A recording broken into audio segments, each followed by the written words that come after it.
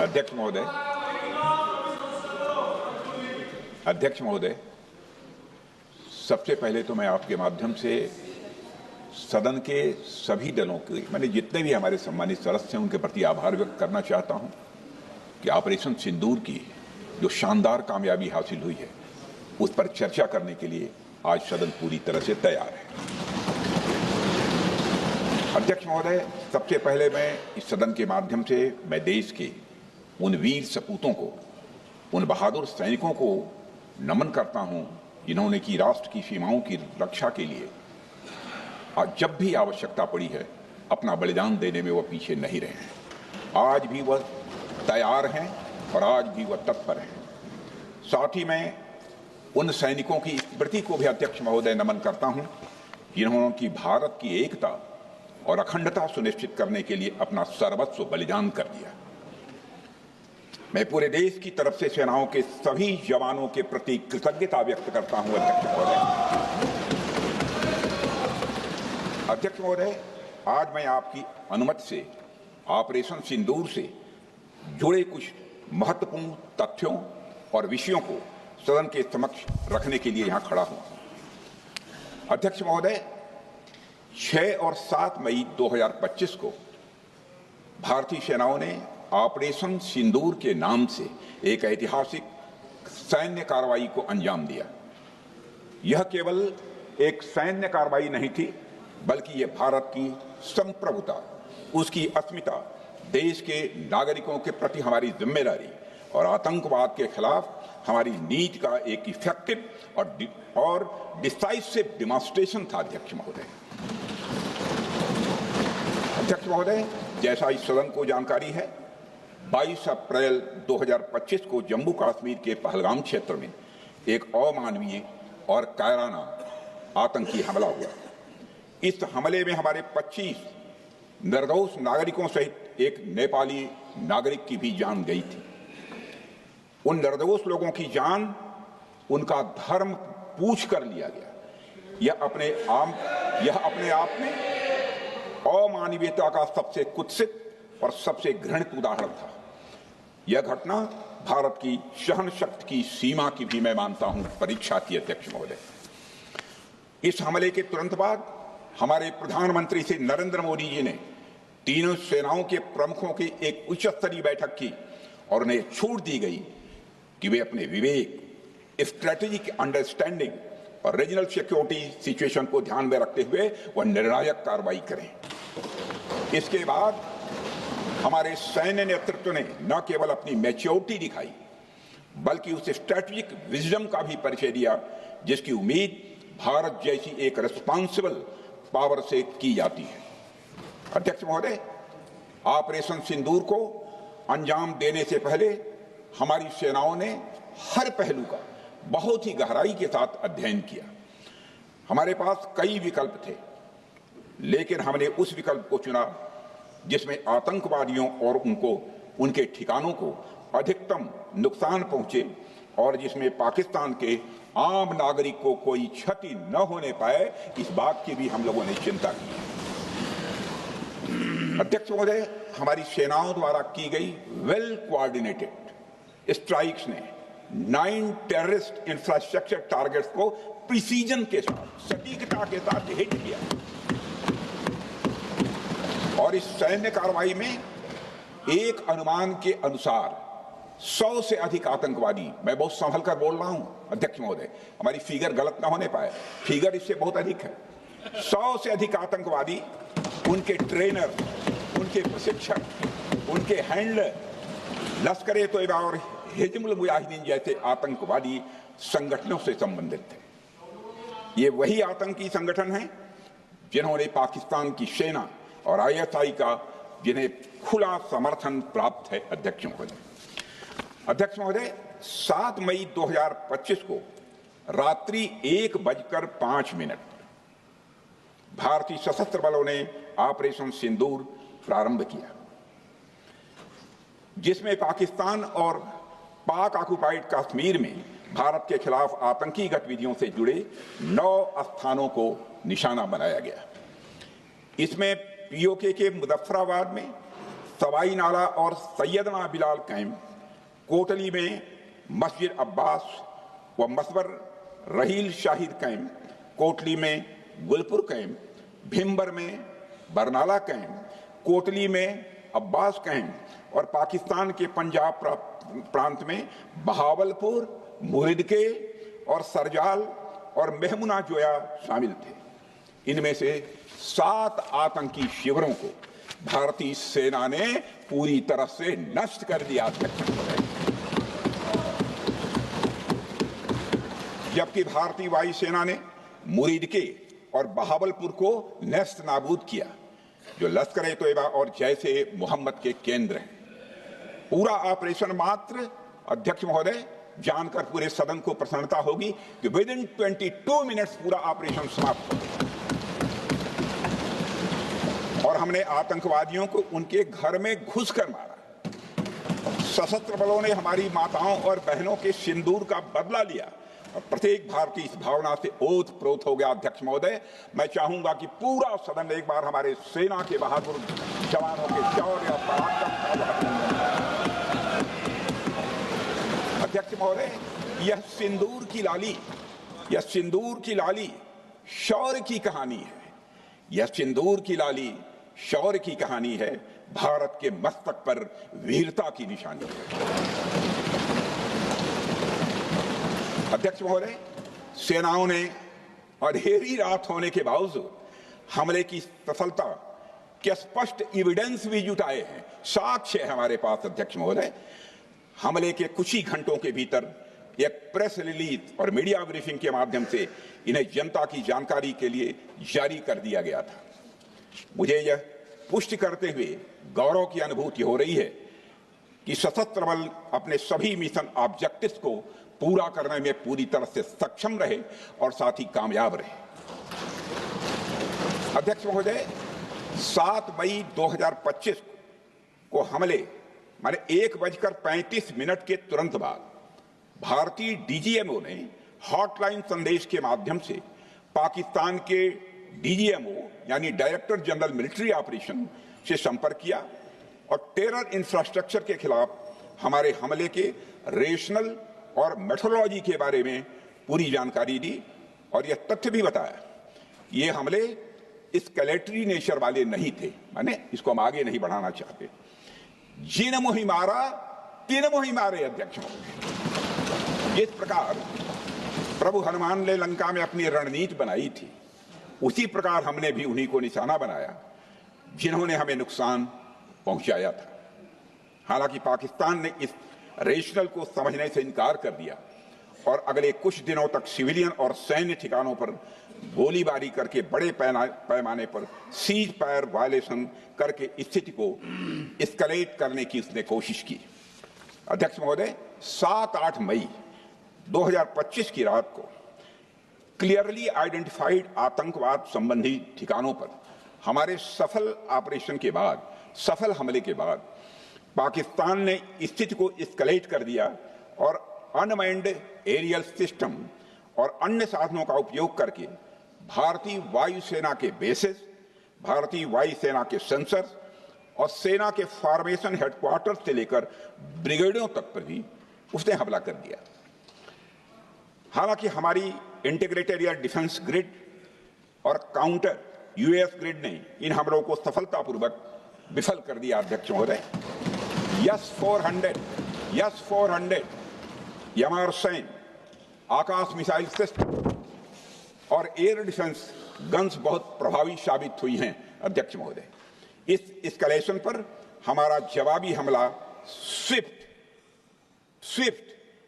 Proportionate और नवातुला था। अध्यक्ष महोदय, जिसमें 8 मई 2025 को केवल चुनिंदा पाकिस्तानी एयर डिफेंस सिस्टम और सेंसर नेटवर्क को प्रिसीजन गाइडेड मिशन द्वारा म्यूनिशंस द्वारा जो है टारगेट किया गया। अध्यक्ष महोदय, हमारी कार्रवाई पूरी तरह से सेल्फ डिफेंस में थी, न तो वह प्रोवोकेटिव थी और न तो एक्सपेंशनिस्ट थी। पाक द्वारा ये हमले 7 मई 25 से लगातार चले और 10 मई 2025 को रात लगभग 1:30 पर पाकिस्तान ने बड़े पैमाने पर भारत के ऊपर मिसाइल, ड्रोन, रॉकेट और अन्य लॉन्ग रेंज वेपन्स का इस्तेमाल किया। इसके साथ साथ उन्होंने इलेक्ट्रॉनिक वॉरफेयर से जुड़ी टेक्नोलॉजीज का भी सहारा लिया अध्यक्ष महोदय। उनके निशाने पर हमारे भारतीय वायुसेना के अड्डे, थल सेना के एम्यूनिशन डिपोज, हवाई अड्डे और मिलिट्री कैंट थे।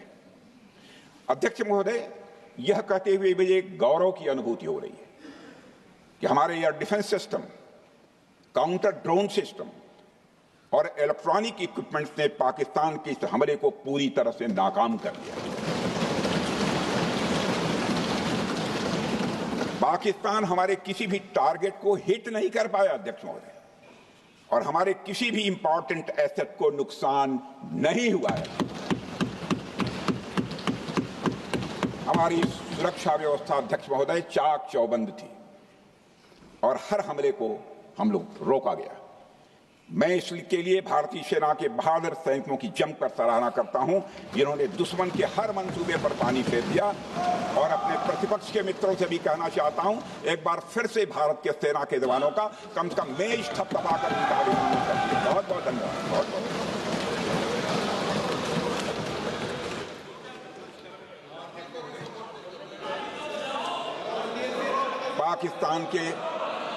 पाकिस्तान के इस हमले के जवाब में हमारी कार्रवाई साहसिक थी, ठोस थी और प्रभावी थी। भारतीय वायुसेना ने वेस्टर्न फ्रंट पर पाकिस्तान के हवाई अड्डों, command and control systems, military infrastructures और एयर डिफेंस सिस्टम को निशाना बनाया और इस मिशन को हमारी सेनाओं ने सफलतापूर्वक अंजाम देने में कामयाबी हासिल की।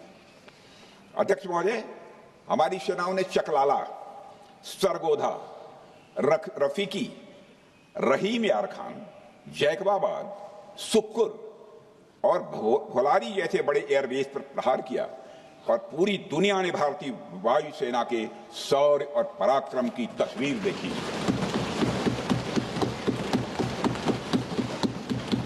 अध्यक्ष महोदय, ऑपरेशन सिंदूर ट्राई सर्विसेज कोऑर्डिनेशन का एक बेमिसाल उदाहरण था। जब भारतीय वायुसेना ने आसमान से हमले किए, हमारी थल सेना ने जमीन पर मोर्चा संभाल लिया। हमारे जवान नियंत्रण रेखा पर पूरी ताकत से डटे रहे और पाकिस्तान की हर हरकत का करारा जवाब दिया।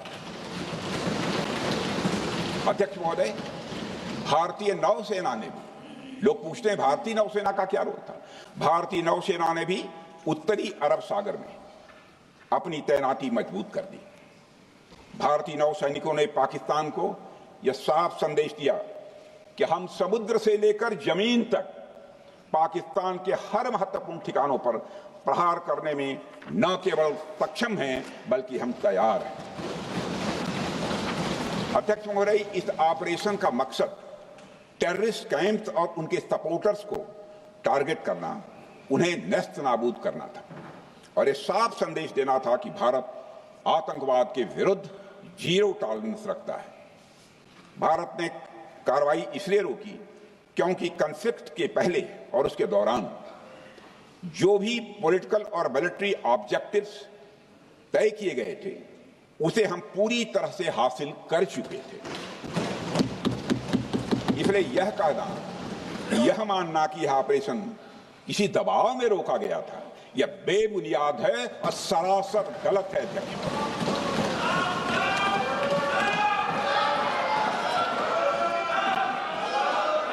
मैं सदन को फिर से आश्वस्त करना चाहता हूं, अपने राजनीतिक जीवन में अध्यक्ष महोदय, मैं आपके माध्यम से सदन को आश्वस्त करना चाहता हूं, अपने राजनीतिक जीवन में जानबूझकर कभी भी असत्य न बोलूं, इसकी भरपूर कोशिश की है मैंने, चाहे सदन हो अथवा सदन के बाहर।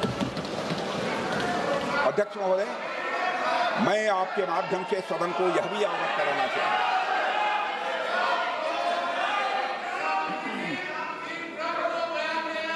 प्लीज बैठिए। आप क्यों खड़े? अध्यक्ष महोदय, मैं आपके माध्यम से सदन को यह भी अवगत कराना चाहूंगा कि सीमा पार करना या वहां की टेरिटरी कैप्चर करना इस ऑपरेशन का उद्देश्य नहीं था। ऑपरेशन सिंदूर प्रारंभ करने का मकसद था, अध्यक्ष महोदय, उन टेरर नर्सरीज को खत्म कर देना जिन्हें पाकिस्तान ने बरसों से पाला पोसा हुआ। और यह ऑपरेशन उन मासूम परिवारों को न्याय दिलाने के लिए लॉन्च किया गया था जिन्होंने पाक स्पॉन्सर्ड टेररिस्ट अटैक्स में अपने प्रियजनों को खोया था। हमारी सेनाओं ने सिर्फ उनको टारगेट किया जो इन आतंकियों को सपोर्ट करते हुए भारत पर हमला करने की कोशिश में लगातार शामिल थे।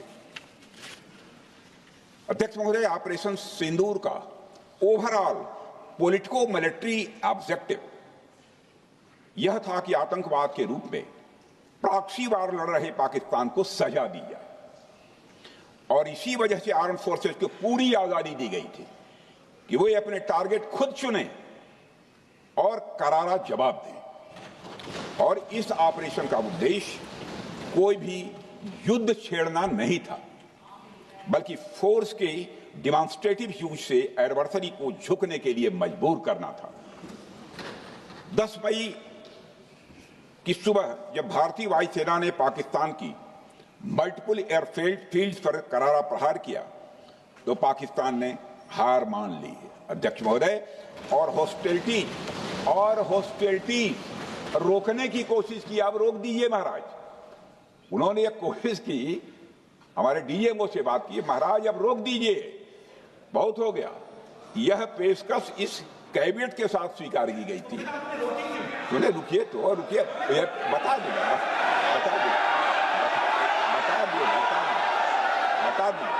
अब बैठ आपको मौका मिलेगा। यह क्यों रुका, इसका पहले ही मैं पूरी तरह से वर्णन कर चुका हूं। अध्यक्ष महोदय, मैं नेता प्रतिपक्ष को बहुत सम्मान के साथ कहना चाहता हूं कि कृपया एक बार मेरा पूरा भाषण पूछ लें। आपको प्रश्न पूछने की पूरी आजादी है, आप पूछ सकते हैं, मैं उसका उत्तर दूंगा। अध्यक्ष महोदय, 10 मई की सुबह जब भारतीय वायुसेना ने पाकिस्तान की मल्टीपल एयरफील्ड्स पर करारा प्रहार किया तो पाकिस्तान ने हार मान ली और हॉस्टिलिटी रोकने की उन्होंने पेशकश की। यह पेशकश इस कैबिनेट के साथ स्वीकार की गई हम लोगों के द्वारा कि यह ऑपरेशन केवल पाज किया गया है, स्थगित किया गया है। यह ऑपरेशन समाप्त नहीं हुआ है अध्यक्ष महोदय। अगर पाकिस्तान की ओर से भविष्य में कोई भी मिस एडवेंचर हुआ तो यह ऑपरेशन, अध्यक्ष महोदय, मैं सदन को आश्वस्त करना चाहता हूं, दोबारा प्रारंभ हो।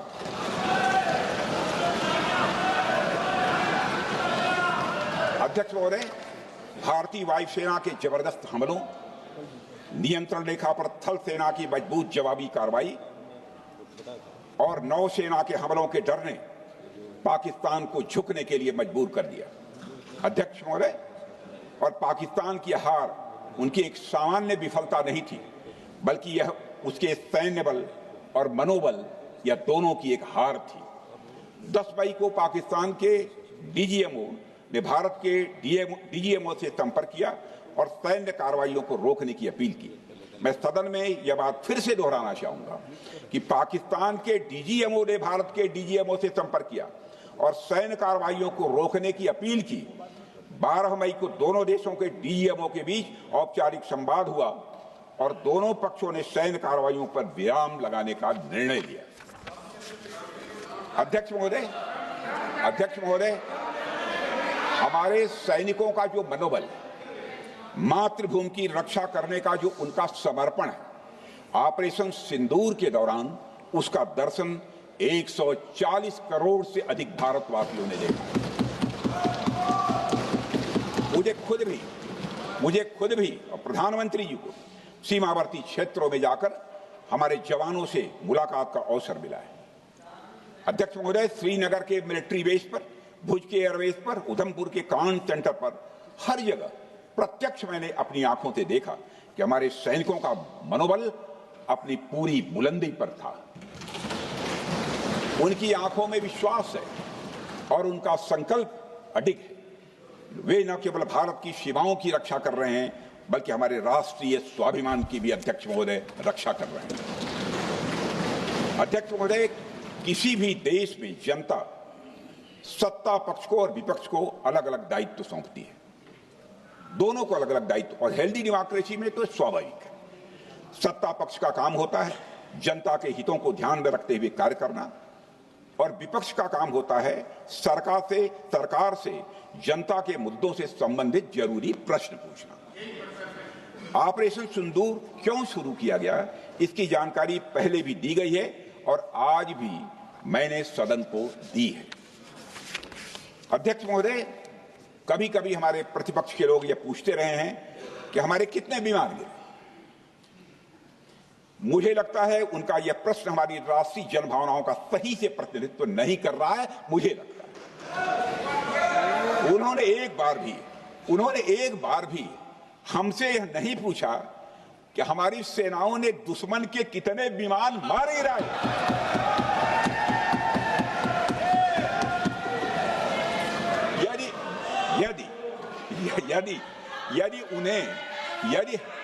यदि उन्हें प्रश्न पूछना ही है अध्यक्ष महोदय, तो उनका प्रश्न यह होना चाहिए, क्या भारत ने आतंकवादी ठिकानों को तबाह किया?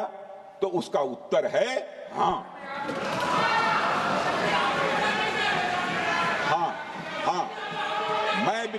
मैं विपक्ष के सम्मानित साथियों से कहना चाहता हूं कि आपको प्रश्न पूछना है तो यह प्रश्न पूछिए, क्या ऑपरेशन सिंदूर सफल रहा? तो उसका उत्तर है हाँ।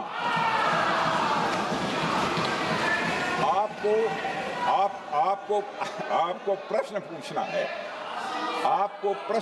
है तो यह प्रश्न पूछिए कि जिन आतंकियों ने हमारी बहनों, हमारी बेटियों का सिंदूर मिटाया, क्या हमारी सेनाओं ने ऑपरेशन सिंदूर में उन आतंकियों के आकाओं को मिटाया? तो इसका उत्तर है हाँ। और आपको प्रश्न पूछना है तो यह पूछिए कि इस ऑपरेशन में क्या हमारे जाबाज सैनिकों को कोई क्षति हुई है? तो उसका उत्तर है नहीं। अध्यक्ष महोदय, लक्ष्य जब बड़े हो तो अपेक्षाकृत छोटे मुद्दों पर हमारा ध्यान नहीं जाना चाहिए। लक्ष्य बड़े हों तो छोटे मुद्दों पर, अपेक्षाकृत जो छोटे मुद्दे होते हैं कंपैरेटिवली, उन पर ध्यान नहीं जाना चाहिए, क्योंकि छोटे मुद्दों पर ही ध्यान देते रहने से देश की सुरक्षा और सैनिकों के सम्मान और उत्साह जैसे बड़े मुद्दों से ध्यान हट सकता है, जैसा कि विपक्ष के हमारे कुछ साथियों के साथ हो रहा है। अब चूंकि विपक्ष के मित्र ऑपरेशन सिंदूर को लेकर उचित प्रश्न नहीं पूछ पा रहे हैं, तो उन्हें मैं क्या बताऊं अध्यक्ष महोदय।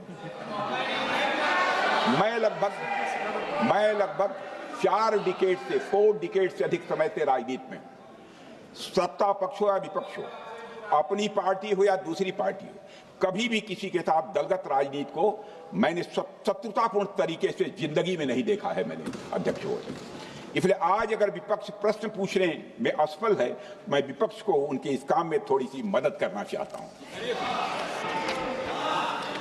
अध्यक्ष महोदय, मैं विपक्ष के अपने सम्मानित साथियों से ये कहना चाहता हूं कि यदि आज हम लोग सत्ता पक्ष में हैं, तो ऐसा नहीं है कि हम हमेशा सत्ता पक्ष में ही रहेंगे। यह आवश्यक नहीं है, किसी के लिए आवश्यक नहीं। एक लंबा समय हमने विपक्ष का काम किया है, एक लंबा समय हमने सरकारों से सवाल पूछने में लगाया है।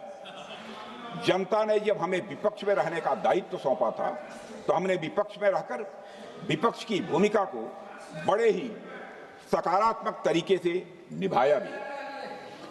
अध्यक्ष महोदय, विपक्ष में रहकर हमने कैसे प्रश्न पूछे, इसके कुछ उदाहरण मैं यहां रखना चाहता हूं।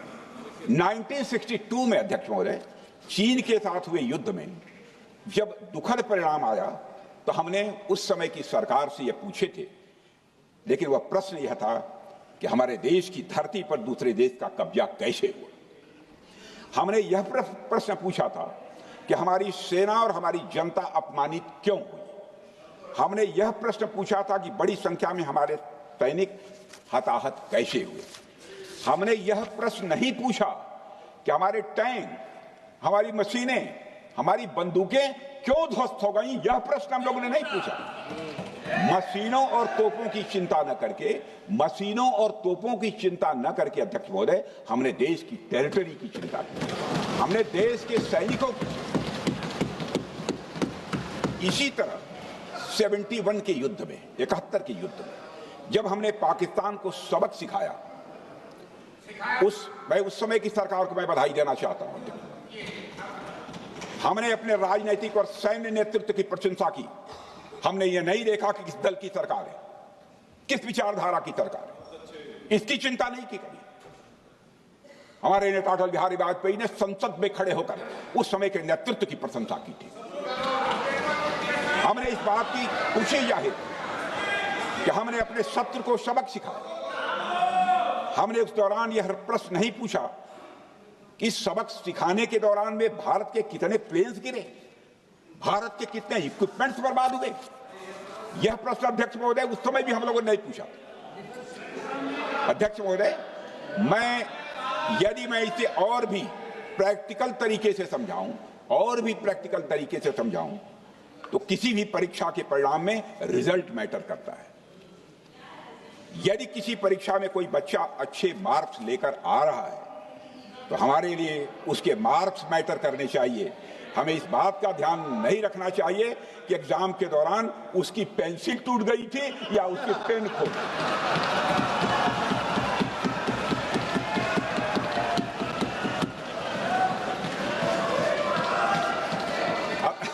अध्यक्ष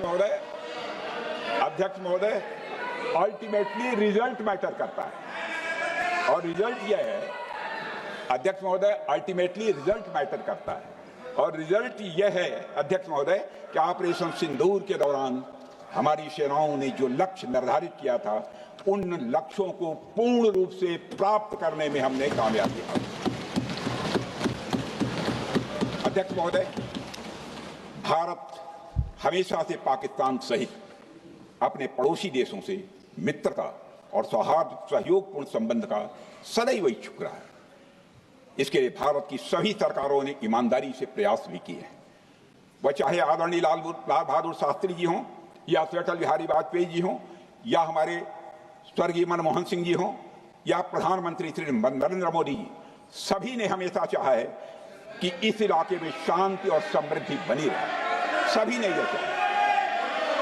अध्यक्ष महोदय, यह बात हमारी सिविलाइजेशनल वैल्यूज के साथ मेल खाती है, इसलिए ऐसा हुआ। अध्यक्ष महोदय, पूरा विश्व जानता है कि पूर्व प्रधानमंत्री से अटल बिहारी वाजपेयी जी ने शांति का संदेश लेकर 1999 में लाहौर बस यात्रा की थी। वह सिर्फ एक यात्रा नहीं थी, वह यात्रा भारत की संस्कृति और शांति की प्रतीक थी। यह हमारे भारत की प्रकृति थी। लाहौर पहुंचकर से अटल बिहारी वाजपेयी जी ने मीनारे पाकिस्तान पर विजिटर्स रूप में जो लिखा था, जिसका जिक्र लोग आज भी करते हैं, और उन्होंने लिखा था, उसकी मैं चर्चा करता हूं। उन्होंने लिखा था कि मीनारे पाकिस्तान से मैं पाकिस्तान की जनता को यह विश्वास दिलाना चाहता हूं कि भारत अस्थायी शांति और मित्रता का आकांक्षी है। मैंने पहले भी कहा है और फिर भी कहता हूं, एक स्थिर और समृद्ध पाकिस्तान भारत के हित में है, इसमें कोई संदेह नहीं होना चाहिए। अध्यक्ष महोदय, यह हमारी सोच थी, यह हमारी शांति की पहल थी। यह पहल हमारी हजारों साल पुरानी सांस्कृतिक चेतना, हमारी नैतिक शक्ति और हमारी सभ्यता के उन मूल्यों से निकली थी जो शांति को शक्ति मानती है। अध्यक्ष महोदय, लेकिन हमारे शांति के प्रयास को हमारी नाइविटी, उदारता या सरलता समझ लिया गया। जब हम शांति के लिए कदम बढ़ा रहे थे, उसी वक्त पाकिस्तान कारगिल में घुसपैठ की साजिश रच रहा था। हम दोस्ती के राह पर थे तो वो षड्यंत्र की राह पर था। जब हम मामला खुलकर सामने आया तो हमारे वीर सैनिकों ने इस घुसपैठ के खिलाफ कार्रवाई करना प्रारंभ किया, और जब भारत की जीत सामने दिखाई दे रही थी तो पाकिस्तान ने परमाणु युद्ध की धमकी दे डाली। अध्यक्ष महोदय, तब हमारे प्रधानमंत्री, तत्कालीन प्रधानमंत्री आदरणीय अटल बिहारी वाजपेयी जी ने कहा था पाक सेना के परमाणु हमले से भारत का तो कुछ नहीं बिगड़ेगा, लेकिन पाकिस्तान दूसरे दिन का सूरज नहीं देख पाएगा।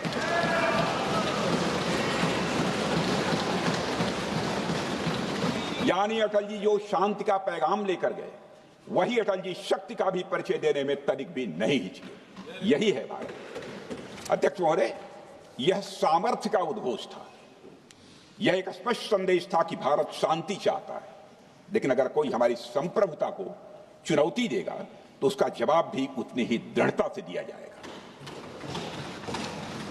अध्यक्ष महोदय, 2015 में जब हमारे प्रधानमंत्री मोदी जी ने लाहौर जाकर नवाज शरीफ से मुलाकात की, तो भारत ने फिर से दोस्ती का हाथ बढ़ाया। भारत ने फिर से दोस्ती का हाथ बढ़ाया।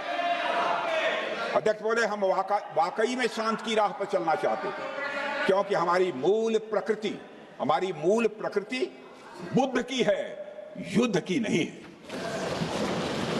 हमारी सरकार ने भी पाकिस्तान के साथ शांति स्थापित करने के अनेक प्रयत्न किए हैं, लेकिन बाद में हमने 2016 में सर्जिकल स्ट्राइक से, 2019 में बालाकोट में एयर स्ट्राइक से और 2025 के ऑपरेशन सिंदूर से हमने शांति स्थापित करने का दूसरा रास्ता अपनाया है। अध्यक्ष महोदय, अब हमारे प्रधानमंत्री श्री नरेंद्र मोदी जी और हमारी सरकार का स्टैंड बिल्कुल क्लियर है कि टेररिज्म और टॉक्स ये दोनों साथ नहीं चलते, क्योंकि सभ्य मुल्कों के बीच बातचीत होती है। अध्यक्ष महोदय, लोकतांत्रिक देशों में बातचीत होती है, पर एक ऐसा देश जिसके वजूद में लोकतंत्र का एक कतरा भी न हो और सिर्फ रिलीजियस फैनेटिसिज्म, टेररिज्म और हेट्रेड अगेंस्ट इंडिया हो, उसके साथ संवाद किसी भी सूरत में नहीं किया जा सकता। क्योंकि टेररिज्म की भाषा जो अध्यक्ष महोदय होती है, वह खून, डर और नफरत है, संवाद नहीं। गोलियों की आवाज में संवाद की आवाज दब जाती है। जहां खून बहता है वहां बातचीत की गुंजाइश अध्यक्ष महोदय नहीं बचती। अध्यक्ष महोदय, पाकिस्तान की वर्तमान स्थिति अब जग जाहिर है। जिस देश ने आतंक को अपनी विदेश नीति का औजार बना लिया, वह अंततः अपने ही जाल में फंस जाता है। पाकिस्तान की नीति और चरित्र को लेकर कोई भ्रम नहीं रहना चाहिए। यह एक ऐसा देश है जो वैश्विक आतंकवाद की नर्सरी है और उन्होंने इसको अपनी स्टेट पॉलिसी का भी एक आधार बनाया हुआ है।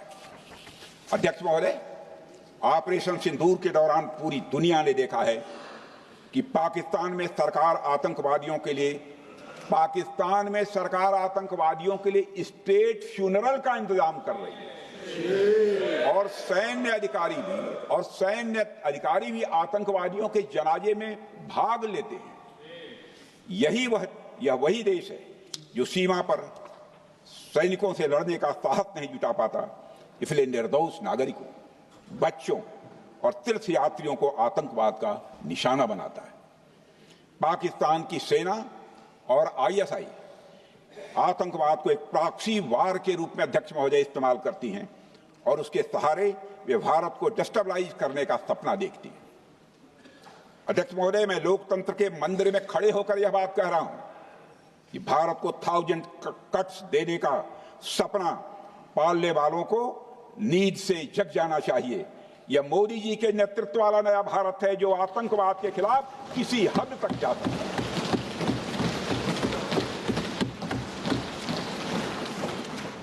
अध्यक्ष महोदय, आप भारत का इतिहास जानते हैं। देखिए, हमने कभी भी किसी की 1 इंच जमीन पर आज तक कभी कब्जा नहीं किया है। हम यह भी जानते हैं कि युद्ध अपनी बराबरी वालों से करना चाहिए। ऐसा गोस्वामी तुलसीदास जी ने लिखा है और गोस्वामी तुलसीदास जी कहते हैं कि नीति ऐसी ही होनी चाहिए। प्रीति और बैर बराबरी वाले से ही करनी चाहिए। शेर यदि मेढकों को मारे तो उसका बहुत अच्छा संदेश नहीं आता है अध्यक्ष महोदय। और अध्यक्ष महोदय, हमारे देश की सेना शेर है।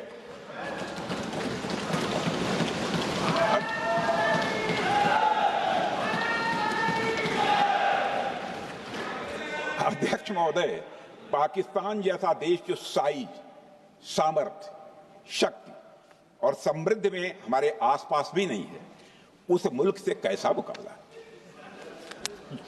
जो मुल्क अपने अस्तित्व के लिए दूसरों पर आश्रित हो, उसके मुकाबले का मतलब है अपना स्तर कम करना। हमारी नीति है आतंकवाद के खिलाफ प्रभावी कार्रवाई करना। हमारा पाकिस्तान विरोध उनकी आतंकवाद की नीति के कारण है, इसलिए पाकिस्तान से हमारा विरोध है। अध्यक्ष महोदय, हम अगर शांति की आशा के लिए हाथ बढ़ाना जानते हैं तो अशांति फैलाने वाले हाथों को उखाड़ना भी जानते हैं। अध्यक्ष महोदय, अगर शांति के प्रयास करना हम जानते हैं तो दुष्टों को जो भाषा समझ में आए उसी भाषा में समझाना भी जानते हैं। सठे साक्ष्यम समाचरित, अर्थात दुष्ट के साथ दुष्टता का ही व्यवहार करना पड़ता है कभी कभी। अध्यक्ष महोदय, हमने भगवान कृष्ण से सीखा है कि शिशुपाल की 100 गलतियां माफ की जा सकती हैं, पर अंत में धर्म की रक्षा के लिए सुदर्शन चक्र उठाना ही पड़ता है। हमने पार्लियामेंट का अटैक सहा है अध्यक्ष महोदय, 2008 का मुंबई अटैक सहा है, झेला है, लेकिन अब हमने कह दिया है इनफ इज इनफ। अब हमने सुदर्शन चक्र उठा लिया है अध्यक्ष महोदय। अध्यक्ष महोदय, हमारी प्रवृत्ति भगवान राम और भगवान कृष्ण से प्रेरित है, जो हमें शौर्य भी सिखाती है और धैर्य भी सिखाती है। इस सीख का अध्यक्ष महोदय, इस सीख का हम प्रधानमंत्री नरेंद्र मोदी जी के नेतृत्व में हमारी विदेश और अपनी रक्षा नीति में सीधा प्रयोग कर रहे हैं। आज भारत पहले दोस्ती का हाथ बढ़ाता है, लेकिन अगर कोई देश धोखा दे तो उसकी कलाई भी मरोड़ना जानता है। अध्यक्ष महोदय, हमारी नीति स्पष्ट है कि हमने एक समय लाहौर बस यात्रा की भाषा में बात की थी तो पाकिस्तान ने हमारी उस भाषा को नहीं समझा, तो अब हम उन्हें बालाकोट स्ट्राइक की भाषा में जवाब देंगे। अध्यक्ष महोदय, भारत के लिए शांति हमारी प्रायोरिटी है, हमारी प्राथमिकता है और हमारी शक्ति उसका आधार है। भारत के लिए शांति प्राथमिकता है और हमारी शक्ति उसका आधार है। यह शक्ति हमारे सामर्थ्य से पैदा हुई है अध्यक्ष महोदय, और यह सामर्थ्य पिछले 11 साल में कई गुना बढ़ गया है। मैं ये नहीं कहता हूं पहले नहीं था, पहले था, लेकिन अब कई गुना बढ़ गया है। आज भारत विश्व की चौथी सबसे बड़ी अर्थव्यवस्था है और अभी आई मॉर्गन स्टैनली के रिपोर्ट के मुताबिक 2028 तक विश्व की तीसरी सबसे बड़ी अर्थव्यवस्था बनने की ओर भारत चल रहा है। अध्यक्ष महोदय, आर्थिक उन्नति के साथ साथ भारत के रक्षा क्षेत्र में 2014 से उल्लेखनीय परिवर्तन, रिमार्केबल चेंज आया है। आज का भारत डिफेंस सेक्टर में आत्मनिर्भरता, सेल्फ रिलायंस और स्वदेशी उत्पादन की दिशा में तेजी से आगे बढ़ रहा है।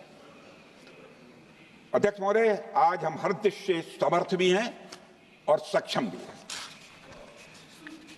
अध्यक्ष महोदय, मैं सदन को यह भी जानकारी देना चाहता हूं, उसके बाद जब प्रश्न पूछा गया हमारे सारे चीफ से, सीडीएस से, डिफेंस सेक्रेटरी से, क्या ऑपरेशन के लिए तैयार हैं, क्षण भर की देर नहीं लगाई, सबने बोला यस सर। अध्यक्ष महोदय, ऑपरेशन सिंदूर हमारे सामर्थ्य का ही प्रतीक था, जिसमें हमने दिखा दिया कि अगर कोई हमारे नागरिकों को मारेगा तो भारत चुप नहीं बैठेगा। भारत की आत्मरक्षा के लिए हमारा राजनीतिक तंत्र और नेतृत्व बिना किसी दबाव के काम करेगा। हमारी मिसाइल फिजिकल सीमाएं लांघेंगी अध्यक्ष महोदय, और हमारे वीर सैनिक दुश्मन की कमर तोड़ेंगे। अध्यक्ष महोदय, हम आतंकवाद को उसके हर रूप और स्वरूप में पूरी तरह समाप्त करने के लिए पूरी तरह से प्रतिबद्ध हैं, और इस संदर्भ में हमें एक महत्वपूर्ण बात समझनी होगी। Pakistan sponsored terrorism is not random madness, there is a method in this madness. यह एक सुनियोजित रणनीति है, यह एक फंडामेंटल रेज है। अध्यक्ष महोदय, प्रसिद्ध लेखक वीएस नायपाल ने सही कहा था, पाकिस्तान में होना एक ऐसी अल्टरनेट और कंट्रास्टिंग रियलिटी है, where war is peace, freedom is slavery, ignorance is strength, यानी यहां युद्ध ही शांति है, गुलामी ही स्वतंत्रता है और जिहालत यानी अज्ञानता ही ताकत है। अध्यक्ष महोदय, इसलिए पाकिस्तान द्वारा प्रायोजित आतंकवाद कोई पागलपन नहीं है। पाकिस्तान द्वारा प्रायोजित आतंकवाद कोई पागलपन नहीं है, यह एक सोची समझी साजिश का हिस्सा है। यह एक ऐसी प्रक्रिया है जो आतंक को एक पॉलिटिकल टूल की तरह इस्तेमाल करती है। यह सिर्फ आतंकवाद नहीं, यह एक टूल किट है, एक ऐसा टूल किट जिसे पाकिस्तान की सेना और उसकी एजेंसियां एक नीति की तरह अपनाए हुए हैं। This tool kit is an opposition to civilized code of conduct that the rest of the world prefers to abide by। यानी यह टूल किट उस सिविलाइज्ड कोड ऑफ कंडक्ट के खिलाफ है जिसे दुनिया का हर जिम्मेदार देश मानता है। अध्यक्ष महोदय, यह एक कट्टरपंथी सोच की उपज है जिसमें सहिष्णुता के लिए कोई जगह नहीं। हमारा पाकिस्तान के साथ कोई सीमा का संघर्ष नहीं है अध्यक्ष महोदय, बल्कि यह सभ्यता बनाम बर्बरता का संघर्ष है। सभ्यता बनाम बर्बरता का संघर्ष। पाकिस्तान के हुक्मरान जानते हैं कि उनके सैनिक युद्ध के मैदान में भारत से नहीं जीत सकते, इसलिए वे आतंक को पालते हैं, पालते ही नहीं उन्हें प्रशिक्षण देते हैं और फिर दुनिया के सामने खड़े होकर निर्दोष बनने की कोशिश करते हैं। अध्यक्ष महोदय, पाकिस्तान दोहरे मापदंड और झूठ की बुनियाद पर खड़ा हुआ एक ऐसा देश है जो अब फेल्ड स्टेट के तौर पर देखा जा रहा है। भारत ने ऑपरेशन सिंदूर के जरिए पूरी दुनिया को दिखा दिया है कि हम इस आतंकवाद के गंदे खेल को जड़ से एक समाप्त करने का संकल्प ले चुके हैं। अध्यक्ष महोदय, जब अटल जी प्रधानमंत्री थे तब पाकिस्तान के साथ कंबोजिट डायलॉग के लिए भारत की शर्त थी कि पाकिस्तान अपनी जमीन का प्रयोग भारत के खिलाफ टेररिज्म फैलाने के लिए नहीं करेगा। एक कंपोजिट डायलॉग के लिए भारत की शर्त थी, जिसे पाकिस्तान ने भी मान लिया था उसमें।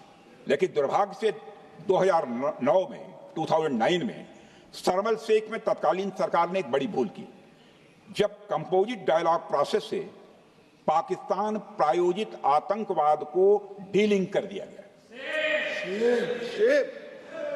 यानी बातचीत जारी रखने के लिए पाकिस्तान द्वारा अपनी जमीन को आतंकवाद के लिए प्रयोग न करने की शर्त को ही डाइल्यूट कर दिया गया।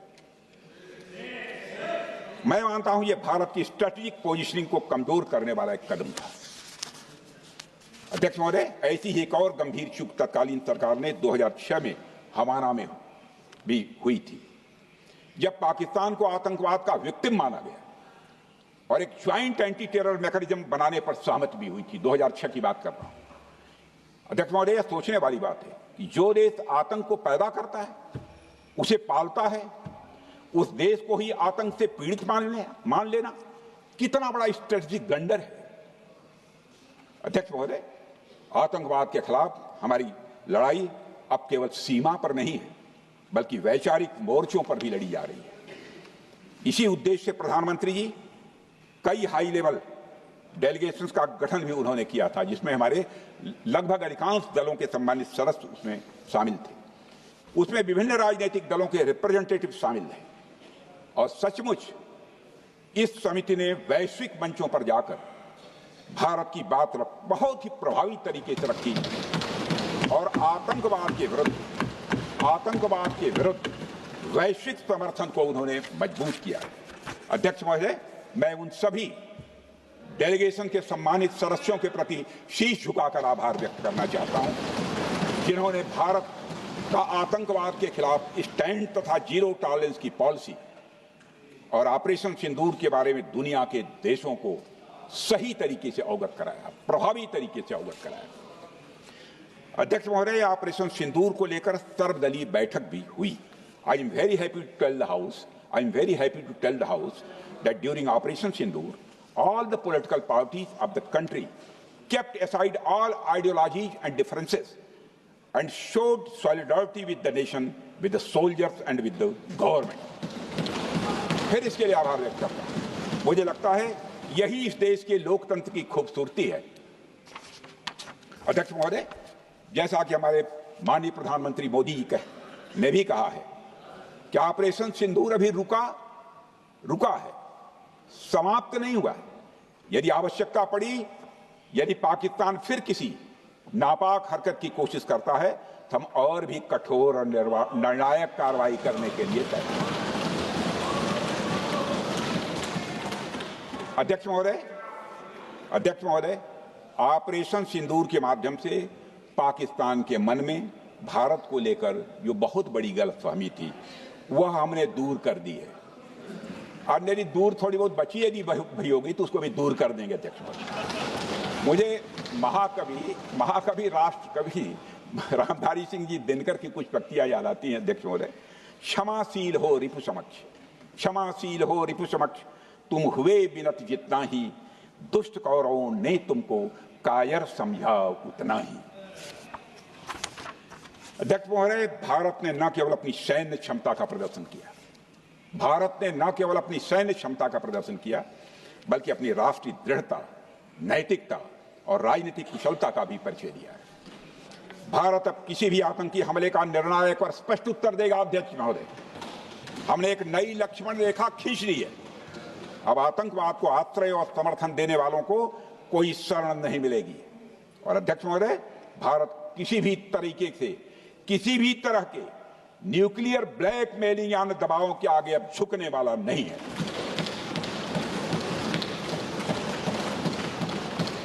अध्यक्ष महोदय, ऑपरेशन सिंदूर के माध्यम से जो हमने किया और उससे पहले सर्जिकल स्ट्राइक और एयर स्ट्राइक के जरिए जो संदेश दिया गया वह बहुत पहले ही हो जाना चाहिए, लेकिन जो होता है समय पर ही होता है। अध्यक्ष महोदय, हमारी सरकार ने आतंकवाद के खिलाफ हमारी जीरो टॉलरेंस की नीति को दुनिया के हर मंच पर पूरी तरह से स्पष्ट कर दिया है और हम उस पर कोई समझौता किसी भी सूरत में नहीं करने वाले हैं। अभी कुछ सप्ताह पहले मुझे शंघाई कोऑपरेशन ऑर्गेनाइजेशन की डिफेंस मिनिस्टर्स मीटिंग में जाने का अवसर मिला था। वहां जो डिक्लेरेशन तैयार किया जा रहा था उसमें आतंकवाद पर भारत का स्टैंड डाइल्यूट हो रहा था।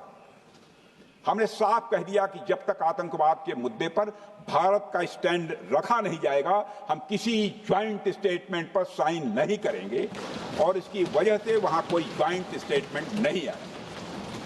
अध्यक्ष महोदय, इसका परिणाम क्या? अब देखिए, हमारे प्रधानमंत्री जी ब्रिक्स की बैठक में ब्राजील गए, करिश्मा किया है हमारे प्रधानमंत्री। तो चीन की मौजूदगी में जो ज्वाइंट डिक्लेरेशन आया उसमें जम्मू व कश्मीर में हुए आतंकी हमले को कंडेम भी किया गया। यह प्रधानमंत्री ने करिश्मा करके दिखाया, यानी भारत की बात अंततः मानी गई। और यह ब्रिक्स सम्मेलन के इतिहास में पहली बार हुआ जब जम्मू एवं कश्मीर में हुए किसी आतंकी घटना को खुलकर कंडेम किया गया। मैं इस सदन को याद दिलाना चाहता हूं, 2008 में मुंबई में इतनी बड़ी आतंकी घटना हुई, मगर उस समय की सरकार को जो प्रभावी कार्रवाई करनी चाहिए थी वो नहीं हो पाई। लेकिन उसमें सबसे दुखद और आश्चर्य की बात है, कई वर्ल्ड फोरम, इंटरनेशनल फोरम पर जो उसका कंडेमनेशन होना चाहिए, जो उसकी निंदा की जानी चाहिए, वह भी जितना होना चाहिए नहीं हो पाया। अध्यक्ष, यदि आप उस घटना के बाद हुए ब्रिक्स सम्मेलन के डॉक्यूमेंट्स उठाकर देख लीजिए, मुंबई आतंकी हमले का कहीं जिक्र भी नहीं है।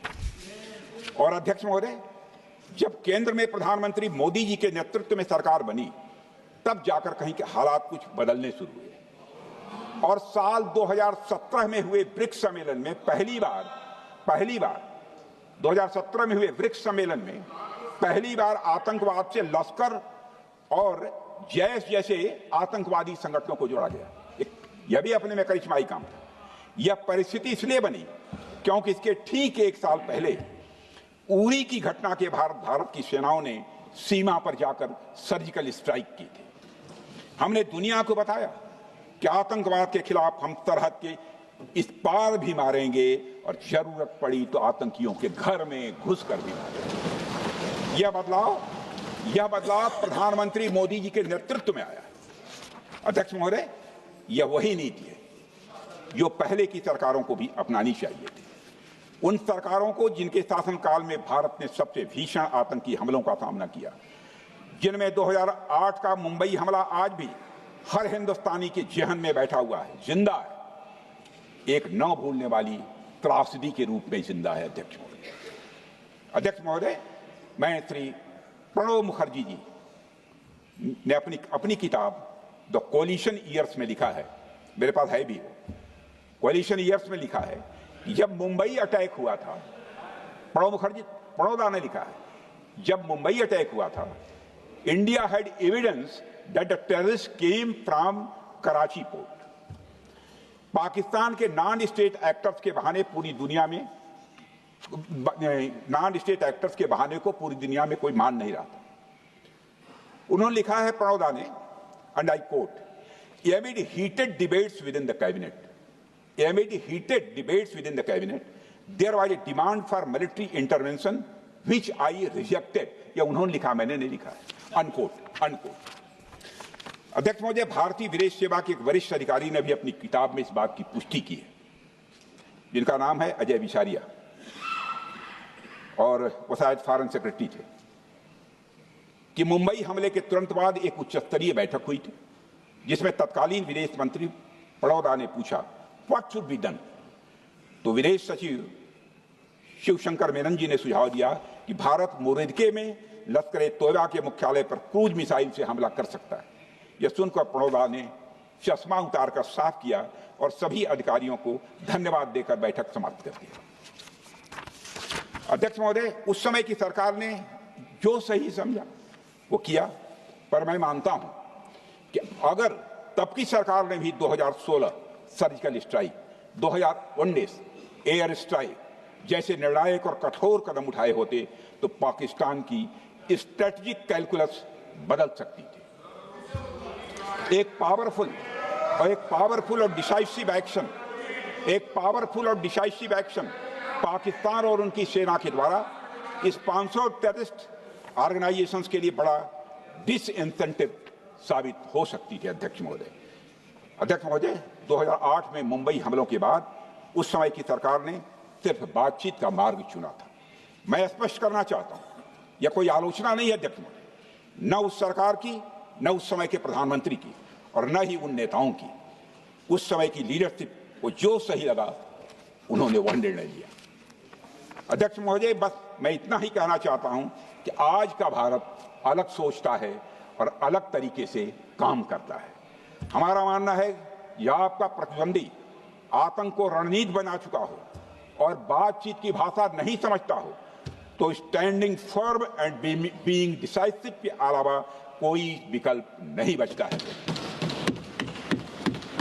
अध्यक्ष महोदय, आज हमारे प्रधानमंत्री मोदी जी के नेतृत्व में भारत वह देश नहीं रहा जो पहले था।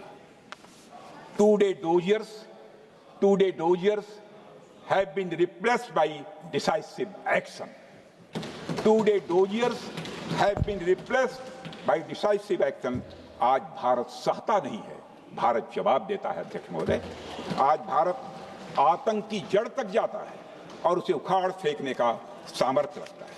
अध्यक्ष महोदय, मैं इस सदन को और देश की जनता को यह विश्वास दिलाना चाहता हूं कि हमारी सरकार, हमारी सेनाएं और हमारी लोकतांत्रिक संस्थाएं सब मिलकर, हम और ये सारे लोग सभी मिलकर देश की एकता, अखंडता और सुरक्षा के लिए जो भी कदम उठाना आवश्यक होगा वह कदम उठाएंगे और उसके प्रति हम पूरी तरह से कमिटेड हैं।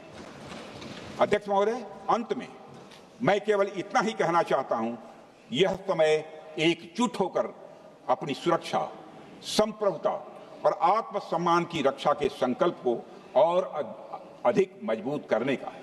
हमें यह याद रखना होगा कि हमारी सामाजिक और राजनीतिक एकता ही यह हमारी सबसे बड़ी ताकत है। अध्यक्ष महोदय, आतंकवाद को समर्थन देने वालों को यह स्पष्ट संदेश चला गया है कि भारत अपनी मातृभूमि की रक्षा के लिए पूरी तरह से संकल्पबद्ध है।